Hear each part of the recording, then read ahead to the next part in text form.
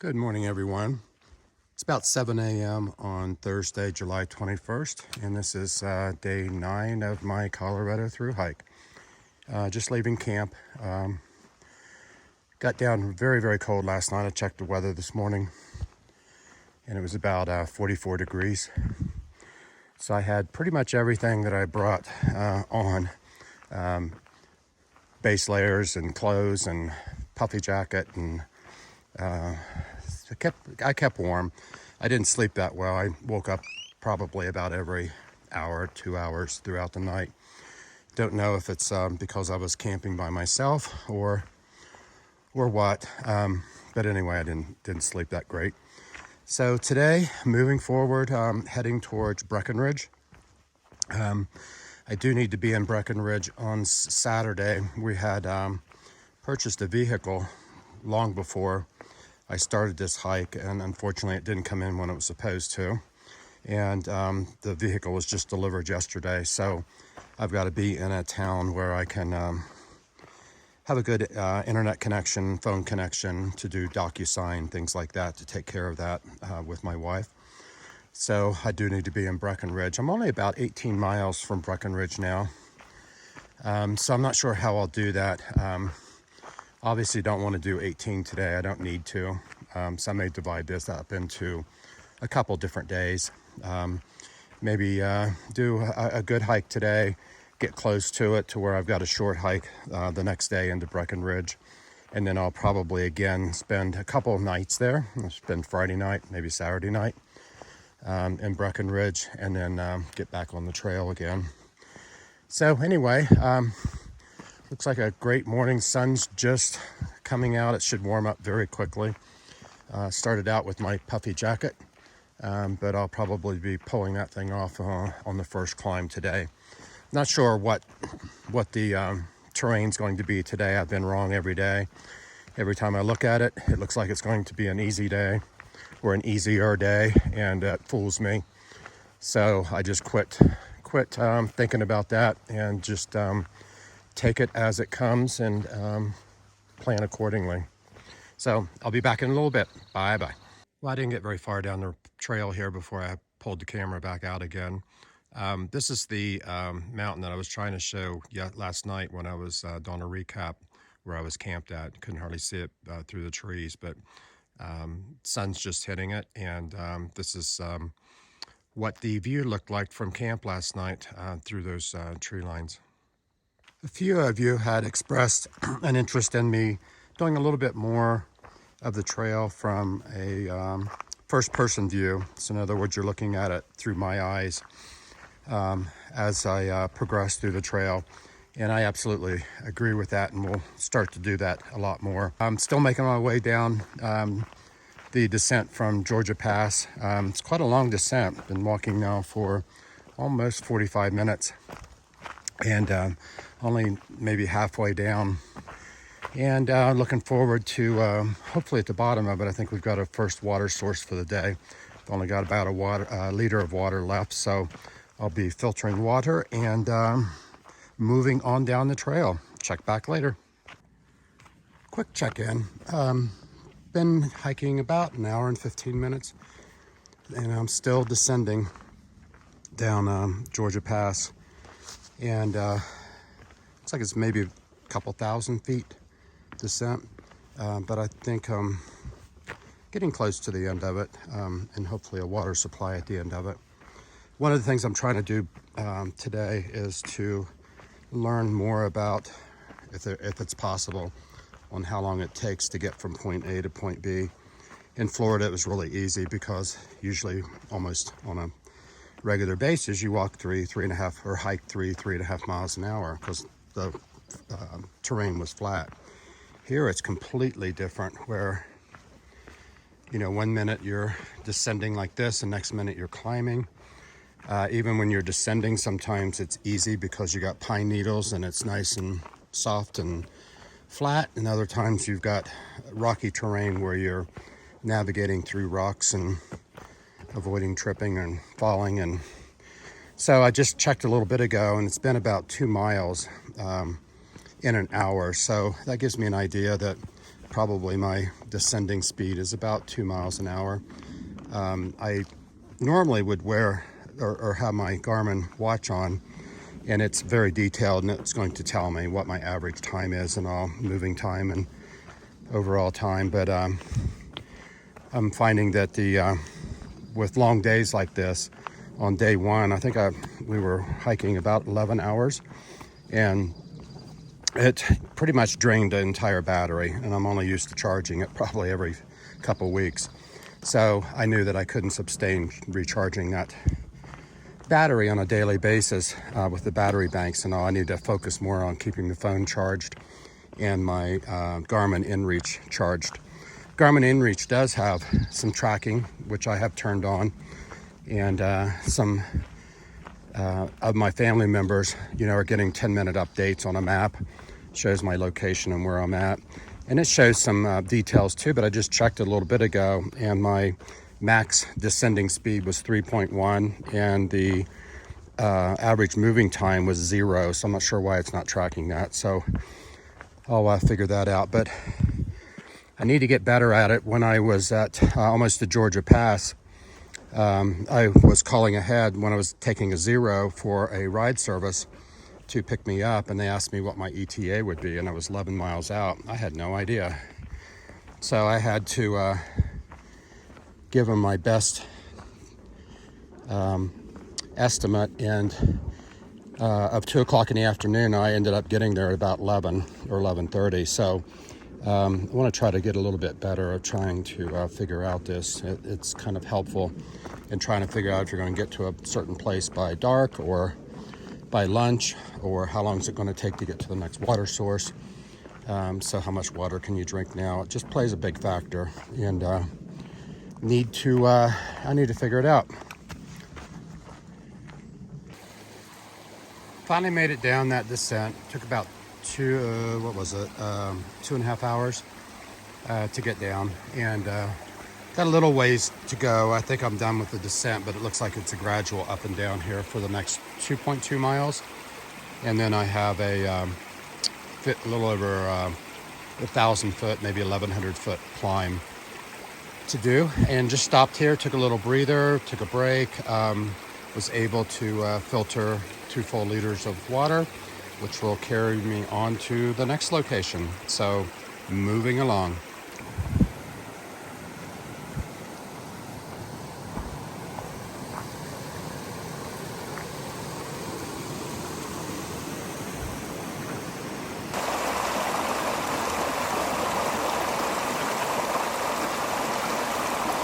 In my effort to try to get a little bit better at estimating time and distance, at the really first climb of the day, we've had some ups and downs, but this is the first real climb.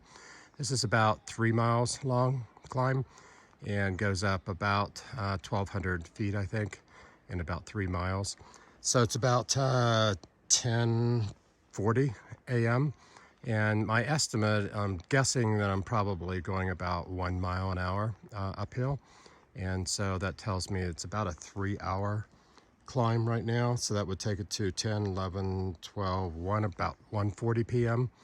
in the afternoon before I reach the top of this particular climb. So we will start and see how close I am to that estimate.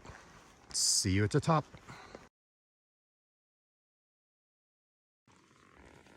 It's cute that you thought I wouldn't say anything for the next 3 hours. I forgot to mention something yesterday. I never wear headsets usually when I'm hiking. I've taken them on hiking trips, but listen to them in the evening, resting or a book or something. But I have to say, yesterday going up Georgia Pass was the first time that I actually listened to music while I was hiking. Fortunately or unfortunately, I left my headsets in Denver in my bag.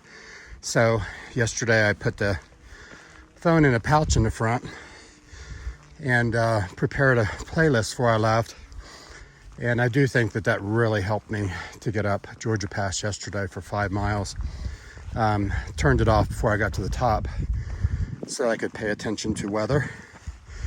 but it did really help. Here it's a little bit hard for people to wear headsets because of mountain bikes. They're allowed on some of the sections on the Colorado Trail. They're actually allowed to do the whole trail. It's just there's some sections where they have to do some alternate routes, and they fly, especially on the climbs where they're going downhill. So anyway, I wanted to mention that fact that something that kind of helped me get through yesterday.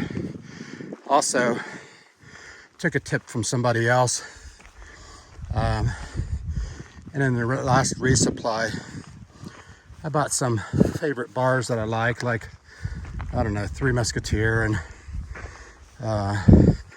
peppermint patties, things like that. And they said it's always a good idea to reward yourself like you would an animal, I guess, when you get to the top of some of these climbs. So I'm going to try that today for the first time. So that's kind of gives you an idea of what you get to see from a view perspective. Makes these climbs more manageable. Sometimes on these hikes you want to remember to stop, turn around, and see where you've been. And sometimes you will be pleasantly surprised. Okay, just checked my location. I'm about an hour into the climb and have about 1.5 miles it looks like to go. So I don't know if I'll be over or under my estimate, but we'll see when we get to the top. Okay, just reached the top of the climb. Took about 2 hours. It was about 3-mile climb. So that's about 1.5 miles per hour. This was probably the easiest 3-mile climb that I've done. Earlier on in the earlier segments, the 7-mile, 5-mile, like yesterday and all, were far harder. So I still think 1 mile an hour is probably a good estimate. It may have even been slower than that. So a 7-hour climb may take about, a 7-mile climb may take about 7 hours. I'm up on the top of the summit, but there's no views yet. So as soon as I get out here just a little bit further, if there's any views, I'll come back and show you. Found a little bit of a view for you from the summit up here. Looks like a ski resort over there, but I'm not sure which one it is, but you can clearly see the ski runs. Trying to make it to a camp. I think the last time I looked, it was about 7 miles away, maybe. But I'm not sure. Making good progress. So I'm just going to walk maybe till 3 or 4-ish and see where I end up. Okay, I just made it not rain. I had a few drops of rain and decided it wasn't going to soak me this time. So I stopped, put my pack cover on, rain jacket on, and my pants are on standby. Rain pants, that is. And now the sun came out. So if that's what it takes, wanted to stop here and take a video of this view here. Very cool. Okay, a little bit of a change of plans. I decided not to camp there. It's about 2:30 in the afternoon, and I ran into a Continental Divide trail hiker who said there's really no water between here and Breckenridge. And Breckenridge is only about 6 miles away. I've got 1.5 liter. And I was going to camp here, knowing I had only 6 miles tomorrow, so that I could just do a narrow and avoid an overnight in Breckenridge. But I'd have to really conserve water tonight and tomorrow before I leave, like coffee and things like that. So since it's so early, the weather doesn't look too bad right now, and it's only 6 miles, which it should be hopefully 2, maybe 3 hours. I don't know. He said the terrain wasn't very bad, just a couple small climbs, but that was it. So we'll go ahead and try to make it into Breckenridge. The other concern or other decision was it was up on a nice little bridge, as you could see, but I assumed when I got there that I would be able to have some type of cell service, and I did not. There was nothing. So I really needed to, wanted to try to find some place where I could search for a reservation in town, but with no cell service, I really couldn't do anything. Being only 2:30 in the afternoon, it was time to move on. I just can't seem to stop taking pictures and videos of this walk into, or I'm not really walking into it yet, but towards Breckenridge. It's really beautiful out here. So this is what it looks like to be walking into civilization after being out for days and days. Below us here is Fresco and Breckenridge. Have no idea which is which, or how the towns are laid out yet, but anyway, this is what they look like from a distance when walking into them from the Colorado Trail.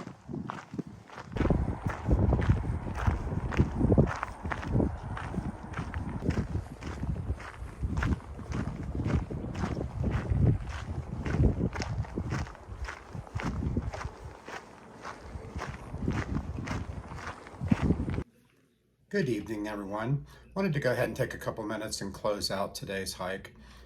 Today closes out segment 6, which was Kenosha Pass to Gold Hill.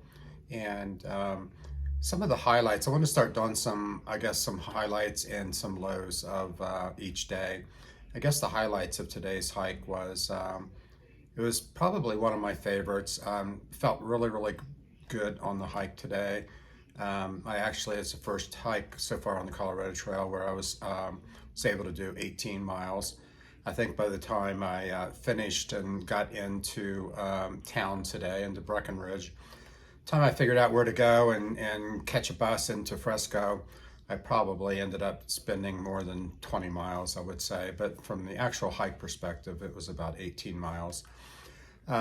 There were a couple milestones today on the hike. One was just the distance, 18 miles, and then the other one was I've reached 103 miles, I think, so far into the through hike. And so tonight I'm checked into a hotel in Fresco.